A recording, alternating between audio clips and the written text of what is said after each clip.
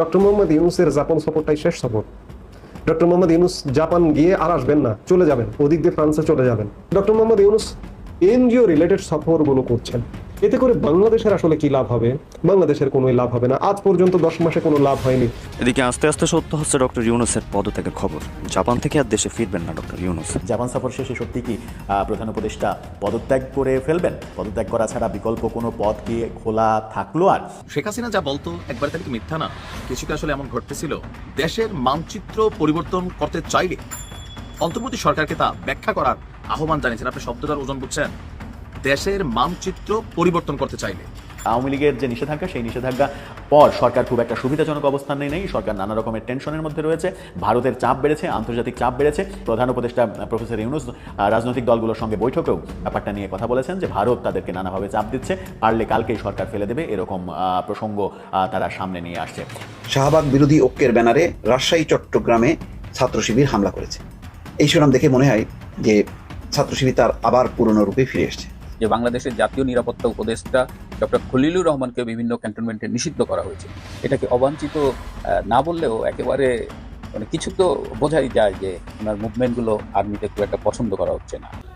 নমস্কার প্রিয় বন্ধুরা, তো আজকের যে ভিডিও পার্টগুলো আপনারা দেখেছেন, এই ভিডিওর পার্টগুলো খুবই গুরুত্বপূর্ণ। আর এই ভিডিওর যে পার্টগুলো আপনারা দেখেছেন, এখন সেই রকমই মহল চলছে বাংলাদেশের রাজনীতিতে। বাংলাদেশের রাজনীতিতে এমনই একটা জল ঘোলা হয়ে আছে, কার সাক্তাতে এই দেশ চলবে, কোন মিলিটারি, কোন আর্মিরা এই দেশকে চালাবে, না ইউনূস সরকার চালাতে পারবে, না আদেও দেশকে ছেড়ে দিয়ে সে চলে যাবে এই বাংলাদেশ থেকে। তো পুরো ভিডিওটাকে স্কিপ না করে পুরো দেখতে থাকুন, আর তাহলে বুঝতে পারবেন যে ভিডিওটা কোন দিকে ইঙ্গিত করছে। ভিডিওটার পুরো গোড়া পর্যন্ত আপনারা বুঝতে পারবেন। তো চলুন ভিডিওটাকে স্কিপ না করে, না টেনে ভিডিওটাকে পুরো দেখতে থাকুন। তার আগে আপনাদেরকে আমি একটা কথা বলবো, আপনারা এই চ্যানেলটাকে সাবস্ক্রাইব করে এই চ্যানেলের সাথে থাকুন, আর পাশে থাকা বেল আইকনটাকে আপনারা টিপে দিন। এতে কি হবে, আমি যখনই কোনো ভিডিও আপলোড করব আমাদের দেশের নিয়ে, আমাদের দেশের রাজনীতি নিয়ে, তখনই কিন্তু আপনারা নতুন ভিডিও আপডেট পেতে থাকবেন। তো চলুন বেশি স্কিপ না করে, বেশি কথা না বলে আপনাদের সামনে ভিডিওটা রাখি। জাপান সফর শেষে প্রধান উপদেষ্টা দেশে ফিরে নতুন কোনো সিদ্ধান্ত ঘোষণা করতে পারেন। নতুন সিদ্ধান্ত কি? যেমন অপূর্ব জাহাঙ্গীর বলেছেন, জনগণকে রাজনৈতিক দলগুলোকে আস্থায় না আনতে পারলে প্রফেসর ইউনূস থাকবেন না। তিনি বরং সাংবাদিকদের উপস্থাপককে উল্টা প্রশ্নই করেন, আপনার কি মনে হয় যে রাজনৈতিক দলগুলোকে আস্থায় আনতে না পারলে প্রফেসর ইউনূস একদিনও ক্ষমতায় থাকবেন? এই প্রশ্ন করেন। তার মানে হচ্ছে প্রফেসর ইউনূস যদি ক্ষমতায় থাকতে না চান, রাজনৈতিক দলগুলোকে আস্থায় যদি আনা না যায়, তাহলে তিনি পদত্যাগ করতে চলেছেন, এবং সেই সম্ভাবনাই এখন পর্যন্ত প্রবল। জাপান সফর শেষে সেরকম একটা ঘোষণা দিয়ে দিলেও অবাক হওয়ার কিছু থাকবে না, যখন বিএনপি তার স্পষ্ট অবস্থান ব্যক্ত করেছে, এবং বিএনপি স্পষ্ট অবস্থান ব্যক্ত করার মাধ্যমে একটা বার্তা দিয়েছে, শোডাউন করেছে যে সরকার ডিসেম্বরের মধ্যে, 31শে ডিসেম্বরের মধ্যে নির্বাচনের তারিখ ঘোষণা না করলে বিএনপি আন্দোলনে চলে যাবে। আর আন্দোলনে চলে গেলে সরকার যে টিকতে পারবে না, এটা সরকারও জানে। বিএনপি নেতা গয়েশ্বরচন্দ্র রায় বলেছেন যে আমরা যদি মাঠে নামি তাহলে তো 24 ঘন্টাও টিকতে পারবেন না। আবার মির্জা আব্বাস বলেছেন সরকারের প্রতিটা অঙ্গ প্রত্যঙ্গে পচন ধরেছে। সালাউদ্দিন আহমেদ বলেছেন প্রফেসর ইউনূস পদত্যাগের নামে নাটক করছেন। নুরুল হক নূরের দল বলছে যে প্রফেসর ইউনূস পদত্যাগের নাটক করছেন। এই যে কথাগুলো, এই কথাগুলো সরকারের জন্য কাল হবে। সরকার প্রধান উপদেষ্টা জাপান থেকে দেশে ফেরার পরে দুটো কাজ করতে পারেন আমার মনে হয়। বিএনপিকে যেহেতু আস্থায় নেওয়া সম্ভব হচ্ছে না, সেহেতু নতুন যে আলোচনা শুরু করানো হয়েছে বিভিন্নভাবে পৃষ্ঠপোষকতা দিয়ে জাতীয় সরকারের প্রসঙ্গ, সেই জাতীয় সরকারের পদ্ধতিতে আলোচনা শুরু করার একটা চেষ্টা আমরা দেখতে পারি, যেখানে প্রফেসর ইউনূসকে রাষ্ট্রপতি করা হবে এবং তারেক রহমানকে প্রধানমন্ত্রী হওয়ার অফার দেওয়া হবে। কিন্তু বিএনপিকে জীবনেও জাতীয় সরকারের ইস্যুতে রাজি হবে? আমার মনে হয় না যে বিএনপি এত বড় রাজনৈতিক ভুল করবে। তার মানে হচ্ছে সেটাও ব্যর্থ হওয়ার একটা উপক্রম রয়েছে। তাহলে প্রফেসর ইউনূসের সামনে পথ খোলা কি? সামনে পথ খোলা হয় বিএনপিকে এবং সেনাবাহিনীকে আস্থায় নিয়ে সরকার পরিচালনা করা, নতুবা তার ওই সংখ্যাতত্ত্বের বিচারে যে 22টা দল আমাকে সমর্থন দিচ্ছে, সুতরাং সরকার যেটা ইচ্ছা সেটা করবে, সেই প্রত্যাশা পূরণ হবে না। যখন আর্মি আস্থায় নেই, এবং আজকে তিন বাহিনী থেকে জানানো হয়েছে, বিমান বাহিনী, নৌবাহিনী থেকে জানানো হয়েছে যে দেশের স্বাধীনতা সার্বভৌমত্বের ব্যাপারে এতটুকু ছাড় দেয়া হবে না। সুতরাং করিডোর, বন্দর, এই বিষয়গুলোতেও যে তিন বাহিনীর সাপোর্ট পাওয়া যাচ্ছে না, সেটাও নিশ্চিত হয়েছে। এরকম পরিস্থিতিতে তার সম্মানজনক একটা পথ খোলা থাকবে, সেটা হচ্ছে যে পদত্যাগ করা। সেই পদত্যাগ করার ইস্যুতেই কি প্রধান বিচারপতির সঙ্গে তিনি বৈঠক করেছিলেন, এবং প্রধান বিচারপতি পরবর্তীতে রাষ্ট্রপতির সঙ্গে বৈঠক করেছিলেন, যেন প্রধান উপদেষ্টা পদত্যাগ করলে সাংবিধানিক সংকট তৈরি হবে কিনা, নাকি এই সরকারের মধ্য থেকে আরেকজন প্রধান উপদেষ্টা তৈরি হবে, নাকি এই সরকার ভেঙে দিয়ে নতুন করে আরেকটা তত্ত্বাবধায়ক সরকার গঠন করা হবে 90 দিনের জন্য, যারা শুধুমাত্র নির্বাচনের কাজ করবে, এই প্রসঙ্গগুলো সামনে এসে যাচ্ছে। প্রফেসর ইউনূসের সরকার এখন পর্যন্ত যতগুলো পদক্ষেপ নিয়েছে, যেমন সংস্কারের কথা যদি বলি, তাহলে সংস্কারের টপ 13টা যে পয়েন্ট, সেই টপ 13টা পয়েন্টেই সমাধান হয়নি, বিএনপি একটাতেও রাজি হয়নি। সুতরাং সংস্কার কার্যক্রমও আগানো সম্ভব হচ্ছে না। বিচার একদিনের কাজ নয়, তাড়াহুড়া করে বিচার করতে গেলে আন্তর্জাতিকভাবে প্রশ্নবিদ্ধ হবে এবং সেই প্রশ্নবিদ্ধ বিচার পরবর্তীতে আমরা এমন চিত্র দেখতেও পারি যে আজকে কোনো একজনের ফাঁসির আদেশ দেওয়া হলো, তারপরে পট পরিবর্তনের পরে বীর বিক্রমে তিনি কয়েকদিনের মধ্যে জেল থেকে বেরিয়ে এসে শাহবাগে দাঁড়িয়ে বললেন যে আমি আজ মুক্ত, আমি আজ পাখির ডানা মেলে উড়ে বেড়াবো, আমাকে বাধা দেওয়ার কে আছে। সেরকম পরিস্থিতি যদি আমরা দেখি তাহলে অবাক হওয়ার তো কিছু থাকবে না, কারণ সেরকম উদাহরণ বাংলাদেশে অলরেডি ঘটে গেছে। এইরকম বাস্তবতায় সরকার কি করবে সেটা একটা বড় বিষয়। তবে আমার মনে হয় যে জাপান সফর শেষে সত্যি সত্যি বাংলাদেশে বর্তমান ক্রান্তি লগ্নে নতুন কোনো সিদ্ধান্তের দিকে সরকারকে যেতে হবে। সেই সিদ্ধান্ত পজিটিভ হোক আর নেগেটিভ হোক, কার পক্ষে গেল কি গেল না, আমরা সবসময় আমাদের প্ল্যাটফর্ম থেকে বলে আসছি যে সিদ্ধান্তটা কার পক্ষে গেল কার পক্ষে গেল না, দ্যাট ডাজ নট ম্যাটার। একটা মাত্র পয়েন্ট আমাদের বিবেচ্য, সেটা হচ্ছে সিদ্ধান্তটা বাংলাদেশের পক্ষে থাকলো কিনা, সেই পয়েন্টেই আমরা অবিচল থাকতে চাই। দর্শক, আপনার কি মনে হয়, জাপান সফর শেষে সত্যি কি প্রধান উপদেষ্টা পদত্যাগ করে ফেলবেন? পদত্যাগ করা ছাড়া বিকল্প কোনো পথ কি খোলা থাকলো? আর ডক্টর ইউনূসের জাপান সফরে বাংলাদেশের জন্য কি হতে যাচ্ছে? আজকে তিনি নিক্কেই ফোরামের সম্মেলনে যোগদান করেছেন। আমি তার আগে একটু বলি যে জাপানে প্রবেশ নিয়েও, জাপানের সাথে কি ডক্টর মোহাম্মদ ইউনূসের এটি কি রাষ্ট্রীয় সফর?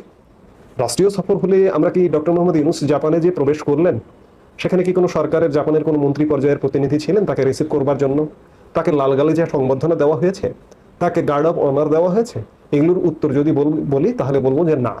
বাংলাদেশের জাপানে বাংলাদেশের যে হাই কমিশন আছে, দূতাবাস আছে, জাপান দূতাবাসের বাংলাদেশের রাষ্ট্রদূত মিস্টার দাউদ সাহেব ডক্টর মোহাম্মদ ইউনূসকে রিসিভ করেছেন।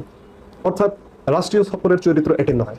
এখানে বলা হচ্ছে সরকারের তরফ থেকে, সরকারের পক্ষ থেকে, যে এই সফরে জাপানের প্রধানমন্ত্রী শিগেরু ইশিবার সঙ্গে ডক্টর মোহাম্মদ ইউনূসের সাক্ষাতের কথা রয়েছে, দ্বিপাক্ষিক বৈঠকের কথা রয়েছে সরকারের তরফ থেকে। আদৌ দ্বিপাক্ষিক বৈঠকটি হবে কিনা সেটি বলা কঠিন, কারণ কাতারে গিয়েছেন, কাতারের আমিরের সাথে তার সাক্ষাৎ হয়নি, বৈঠক হয়নি।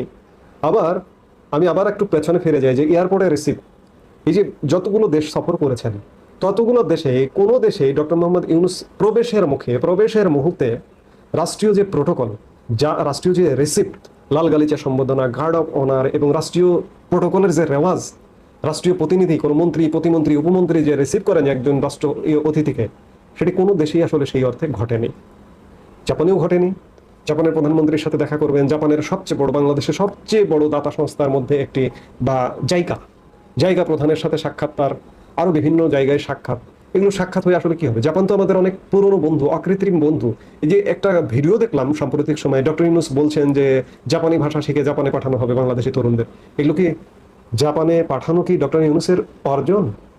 এটি বাংলাদেশের কূটনীতির অর্জন, বিগত 16 বছরের সরকারেরই অর্জন। জাপানে ইতিমধ্যে কয়েক হাজার কর্মী জাপানি ভাষা শিক্ষা শিখে সেখানে গেছেন। আমার নিজের পরিচিত আত্মীয় স্বজনের মধ্যেও জাপানে গেছেন অনেকে। এটি বেশ কয়েক বছর ধরে চালু আছে। এটিতে নতুন করে ডক্টর মোহাম্মদ ইউনূসের আসলে কিছু করার নেই। এবং জাপানের কাছে ঋণ চাইবেন, 7টি সমঝোতা স্মারক সই হবার কথা আছে, ইত্যাদি নানান কথা বলা হচ্ছে। আসলে ডক্টর মোহাম্মদ ইউনূস জাপান গেছেন মূলত একটি এনজিওর সম্মেলনে যোগদান করতে, নিক্কেই ফোরামটা হচ্ছে এশিয়ার একটি বিশ্বস্ত ব্র্যান্ড, যা তার মানসম্মত সাংবাদিকতা, ব্যবসায়ী সংবাদ ও তথ্য প্রদানের দক্ষতার জন্য পরিচিত। অর্থাৎ এটি একটা মিডিয়া রিলেটেড এনজিও এবং এটি প্রতি বছর এরকম একটি সম্মেলনের আয়োজন করে। 1995 সাল থেকে শুরু করেছে, সেই বিচারে এবার 30তম সম্মেলন। এই সম্মেলনটিতে ডক্টর মোহাম্মদ ইউনূস এনজিও ব্যক্তিত্ব, মূলত এই সম্মেলনটিতেই যোগদান করবার জন্য তিনি গেছেন। পৃথিবীর যে প্রান্তে সফরে গেছেন এখন পর্যন্ত, ওয়ার্ল্ড ইকোনমিক ফোরামও একটা এনজিও, বেসরকারি অর্গানাইজেশন মানে এনজিও। তারপরে কাতারে আর্টনা ফাউন্ডেশনে গেছেন, কাতারের আমির পরিবারের সদস্যরা সেই আর্টনা ফাউন্ডেশনের সাথে যুক্ত, সেখানে তিনি গেছেন। অর্থাৎ doctor Muhammad Yunus NGO related সফরগুলো করছেন। এতে করে বাংলাদেশের আসলে কি লাভ হবে? বাংলাদেশের কোনো লাভ হবে না। আজ পর্যন্ত 10 মাসে কোনো লাভ হয়নি। এই যে ডক্টর মোহাম্মদ ইউনূসের 7টি সফর, আমি যদি ভুল না করে থাকি, এ পর্যন্ত 7টি সফর, ব্যবসায়ী সম্মেলনে গেছেন, অমুক সম্মেলনে গেছেন, তমুক সম্মেলনে গেছেন, বাংলাদেশের কি লাভ হলো? 10 মাসে বাংলাদেশে বিদেশিদের প্রতি আগ্রহ কেমন, কিংবা বাংলাদেশে বিদেশি বিনিয়োগটা কেমন? নেই, শূন্যের কোঠায়। এবং ডক্টর মোহাম্মদ ইউনূসকে আমি বারবার সম্মানের কথা বলছি, যথাযথ সম্মান দেওয়া হচ্ছে না কেন? বিশ্ব বোঝে যে ডক্টর মোহাম্মদ ইউনূস আসলে কোনো নির্বাচিত সরকার প্রধান নন, রাষ্ট্রপ্রধান নন, যার কারণে ডক্টর মোহাম্মদ ইউনূসকে সেই সম্মানের আসনে আসীন করবে না বিশ্ব। বাংলাদেশে বিনিয়োগ হবে না, কারণ বাংলাদেশে একটা আনস্টেবল সরকার। এই সরকারের আমলে যত কথাই বলুন না কেন, বাংলাদেশে বিনিয়োগ আসবে না। ঠিক তেমনি ভাবে যে জাপান সফর নিয়ে যে গল্প প্রচারণা আসলে কিচ্ছু না, এগুলো নাথিং। আরেকটি বিষয় যে অনেকে হয়তো বলতে চেষ্টা করবেন, এখন এগুলো বলা কমে গেছে, যে ডক্টর মোহাম্মদ ইউনূসের জাপান সফরটাই শেষ সফর। ডক্টর মোহাম্মদ ইউনূস জাপান গিয়ে আর আসবেন না, চলে যাবেন, ওদিক দিয়ে ফ্রান্সে চলে যাবেন। এখন পর্যন্ত সেই অবস্থাটা হয়নি। ডক্টর মোহাম্মদ ইউনূস জাপান সফরে গেছেন, যথা নিয়মে তিনি চলে আসবেন, কারণ তার পেছনে সেনাবাহিনী আছে, তার পেছনে রাজনৈতিক দল আছে দু একটা, জামাত ইসলামের মতো রাজনৈতিক দল আছে, আগামীর যারা রাষ্ট্র পরিকল্পনা করছেন তাদের মতো আছেন। সেনাবাহিনী যদি থাকে, তাহলে ডক্টর মোহাম্মদ ইউনূস যে এজেন্ডাগুলো বাস্তবায়ন করতে এসেছেন, সেই এজেন্ডাগুলো বাস্তবায়ন করবেন, তারপরে যাবেন। ডক্টর ইউনূসকে নির্বাচনের জন্য বিশেষ করে বাংলাদেশের একটি অন্যতম বড় রাজনৈতিক দল বিএনপি বারবার চাপ দিচ্ছে। এই যে গতকালকেও তারুণ্যের সম্মেলনে বিএনপি প্রধান ভারপ্রাপ্ত চেয়ারম্যান তারেক রহমান লন্ডন থেকে ভার্চুয়ালি যুক্ত হয়ে ডিসেম্বরে নির্বাচনের দাবি করেছেন। বিএনপির দাবি ডক্টর ইউনূসের কানে পৌঁছাচ্ছে না, কানে পৌঁছাবে না, কারণ ডক্টর মোহাম্মদ ইউনূস আসলে একটা ঠিকাদারি নিয়ে এসছেন। সেই ঠিকাদারি কাজের একটা মেয়াদ আছে, এই মেয়াদটা পূরণ না করে এবং ডক্টর ইউনূসের যে এজেন্ডাগুলো বাস্তবায়ন, যে অ্যাসাইনমেন্টগুলো নিয়ে এসছেন মার্কিন যুক্তরাষ্ট্রের কাছ থেকে, সেই অ্যাসাইনমেন্টগুলো বাস্তবায়ন না হওয়া পর্যন্ত ডিসেম্বর জুন বলছেন, ডিসেম্বর জুনেও যদি এজেন্ডাগুলো বাস্তবায়ন না হয়, ডিসেম্বর থেকে জুনের মধ্যেও নির্বাচন হবে না। নানা অজুহাত, নানা ছুতোয় আরো পিছিয়ে যেতে পারে। আবার যদি এজেন্ডাগুলো বাস্তবায়ন হয়ে যায়, জুনের আগেও বাস্তবায়ন হয়, তাহলে একটা লামসাম নির্বাচন দিয়ে ডক্টর মোহাম্মদ ইউনূস প্রস্থান করবেন। কাজেই যে এখন যে বিদেশ সফর, এখানে যাচ্ছেন ওখানে যাচ্ছেন, বিদেশ সফর থেকেই তিনি পলায়ন করবেন, এটি এখনো পর্যন্ত হবে না। আমি আলাপটা শুরু করেছিলাম যে ডক্টর মোহাম্মদ ইউনূসের জাপান সফরে বাংলাদেশের কি হবে, কিচ্ছু হবে না, নাথিং। হাসিনা যা বলতো একবার তাহলে কি মিথ্যা না? কিছু কি আসলে এমন ঘটতেছিল? যদি তাই না হয়, তাহলে এই মুহূর্তে ডক্টর মোহাম্মদ ইউনূসের কাছে বিএনপি যে বিষয়গুলোর ব্যাখ্যা চেয়েছে, বা ডক্টর মোহাম্মদ ইউনূসের এই সরকার অনেক কিছুই রাজনৈতিক দলগুলোর সাথে আলাপ আলোচনা না করে অনেক সিদ্ধান্তে পৌঁছে যাচ্ছিলেন, কিন্তু রাজনৈতিক দলগুলোর বাধার মুখে আবার সে সিদ্ধান্ত পরিবর্তন করছেন। এই যখন সিচুয়েশন, তখন দেশের মানচিত্র পরিবর্তন করতে চাইলে অন্তর্বর্তী সরকারকে তা ব্যাখ্যা করার আহ্বান জানিয়েছেন। আপনি শব্দটার ওজন বুঝছেন? দেশের মানচিত্র পরিবর্তন করতে চাইলে মির্জা আব্বাস মনে করছেন এই মুহূর্তে বাংলাদেশ, এই দেশটির স্বাধীনতা এবং সার্বভৌমত্ব হুমকির মুখে, কারণ নির্বাচিত কোনো সরকার নেই। এরপর এই ডক্টর মোহাম্মদ ইউনূসের আমলে বেশ কিছু কর্মকাণ্ড হয়েছে, যেগুলো নিয়ে আলোচনা চলছে। মির্জা আব্বাস বলছেন যে সেন্ট মার্টিন করিডোর, মানবিক corridor, Sajek, DP World, Starlink দিয়ে আমরা বুঝি কি করতে চাচ্ছেন। স্টার্লিং বেসিক্যালি তিনি এনেছেন আরাকান আর্মির জন্য। অনেক বড় অভিযোগ, স্টার্লিংকের যে নেটওয়ার্ক, এটা বাংলাদেশে চালু হয়েছে। তো স্টার্লিং কেন? মির্জা আব্বাসের বক্তব্যের আসলে তিনি কোনটা বোঝাতে চেয়েছেন, বিষয়টা এরকম হতে পারে যে ধরেন মিয়ানমারের সাথে বা আরাকান আর্মির সাথে আমাদের যে স্টেটের অংশে বর্ডার আছে, আশেপাশে বাংলাদেশ সীমান্তে কয়েকটা স্টারলিংকের কানেক্টিভিটি আসতে পারে, আরাকানের ওদিকে নেওয়ার সুযোগ হতে পারে, সম্ভবত এরকম কিছু বুঝাইছেন। তারপর তিনি বলছেন করিডোর কার জন্য? এখান দিয়ে আরাকান আর্মির মাল মশল্লা যাবে। সেন্ট মার্টিন কার জন্য? বিদেশি কোনো সেবাদাসদের হাতে তুলে দেওয়ার জন্য। আপনি চিন্তা করেন, এখানে সেন্ট মার্টিন ইস্যু বা বিদেশি শব্দগুলা আওয়ামী লীগের সময় শেখ হাসিনা বরাবরই বলতো যে একটা বিদেশি শক্তি চায়, সাদা চামড়া লুকার ছিল, তিনি রাজি হন নাই, যার কারণে তার সরকার পতন হয়েছে। ইভেন তিনি এই খেলাতে ডক্টর মোহাম্মদ ইউনূসকেও তিনি মনে করেন যে তিনি একটা বড় ধরনের ভূমিকা রেখেছেন দূর থেকে। তো এখন বিএনপি বলছে, মানে বিএনপির স্থায়ী কমিটির সদস্য মির্জা আব্বাস সাহেব বলছেন যে অন্তর্বর্তী সরকার দেশের জনমানুষের আকাঙ্ক্ষিত সরকার, আস্থার সরকার ছিল, কিন্তু এই সরকারের কাছ থেকে আমরা কিছুই পাইনি। এই সরকারের মধ্যে বেশিরভাগ এদেশের নাগরিক নয়। সংস্কার করে নির্বাচন দেবে, কিন্তু তারা 9 মাসেও সংস্কার করতে পারেনি, 9 বছরেও পারবে না। কঠিন সিদ্ধান্ত নেবে, কি সিদ্ধান্ত নেবে তারা তা জানে। এখন এই যে ভয়ঙ্কর ভয়ঙ্কর অভিযোগ, ওনার বক্তব্য, আপনারা মনে করছেন আমরা বুঝি না? আমরা বুঝি। সেন্ট মার্টিন দ্বীপ করিডোর, দ্বিতীয় ওয়ার্ল্ড, স্টার্লিং দিয়ে কি করছেন? আমরা মনে করছেন বুঝি না? আমরা বুঝি। দেশের মানুষকে বোকা ভাববেন না। দেশপ্রেমিক মানুষের ভেতর ভীতির সঞ্চার হয়েছে। আমরা কথা বললেই কাজ শেষ করার কথা বলেন। আমরা জানি কোনো কাজ শেষ করতে পারবেন না। এই সরকারের মাথা থেকে আগা পর্যন্ত পচন ধরেছে। কিছু লোক ইচ্ছাকৃতভাবে চাঁদাবাজি করছে, আর এদের প্রতিহত করার আহ্বান জানিয়েছেন। এখন আস্তে আস্তে কনফ্লিক্টটা কোথায় যাচ্ছে? জাতির মধ্যে বড় একটা অংশ কিন্তু পরে বিশ্বাস করেই নিবে, তার মানে শেখ হাসিনা সেন্ট মার্টিন ইস্যুতে যে বক্তব্যগুলো দিতেন, এগুলা কোথাও না কোথাও লিগ্যাল ছিল।